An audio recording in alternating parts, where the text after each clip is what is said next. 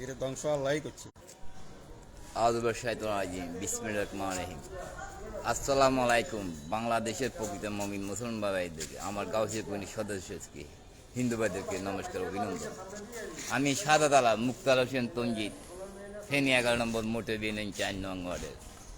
এই আজিয়া মাদ্রাসায় 16 সালে 8 মাসে আমাকে মোবাইল ছেড়ে হত্যা করতে চাইছি, এখান থেকে গজব দিয়েছিলাম। ওই ব্যক্তি 6 মাসের মধ্যে আল্লাহ নিয়ে গেছে কিনা, শেখ হাসিনাকে 6 মাস টাইম দিয়েছিলাম, 6 সপ্তাহে দিয়েছে কিনা। এখন কিভাবে আমার সাথে কথা বলতো, লিঙ্গ দেখে, আমার স্বপ্ন কি দেখি ওগুলো দেখে, কল্পনা করলে দেখে আমি কি দেখি, বাংলাদেশ ব্যাংক থেকে তাই ওভাবে 20 কোটি গেছে কিনা।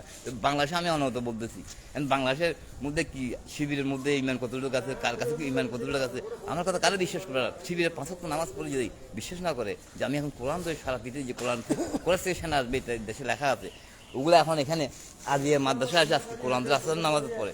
আমি আহ্বান করবো, যারা দেশ মুসলমান ধ্বংস করে তাদেরকে হত্যা করে আমাদের গুনাহ হবে। যারা মুসলমান ধ্বংস করতে তাদেরকে জিন্দা দেওয়ার জন্য কারা কোরআন সহ আগুন দিচ্ছে। ওই হাবু কিরণ বাড়িগেন, আমার ভাগিনা, আমার ভালো করে বাগিনা কিরিঞ্জা হাবু কিরণ হাবু হোটেল আর উপজেলার চেয়ারম্যান, ওই পত্রিকা আসছে কিনা। আমি সামরিক আছে ইত্তিফাকের সম্বন্ধে দেখি, কামালের কাছে, শেখ কামালের কাছে বাদে, অনেকজনের সামরিক কাছে বাদে, যে সামরিকগুলো আমার কারণে দেখাইছি, ওরা কেন এখন পিছু হাঁটে গেছে, তাদের জন্ম ঠিক নেবে, তারা মুসলমান দর্শক ধ্বংস করার উদ্যোগ নিবে। তা আমি দেখতে চাই, সামরিককে বলছিলাম আগের আল্লাহ আছে কিনা আমি দেখতে চাই, ফাইন আউট। যদি আগের আল্লাহ না আসে সারা পৃথিবীতে ইসলাম কায়েম হবে না। কারা কোরআন কীভাবে লিঙ্গ দেখে, মোবাইল সাথে কথা বলে, শেখ হাসিনা আমার সাথে কোথায় থেকে কথা বলছে। তো এগুলো আজকে আমি কোরআন ধরে সারা পৃথিবী থেকে যে কোরআনে লেখা আছে, কোরআন থেকে সেনার দেশে আসবে আনার জন্যে, কাফেরদেরকে জিন্দা আনার জন্যে। আসল নামাজের পর আমি কোরআনটা বাস্তবায়ন কাটি।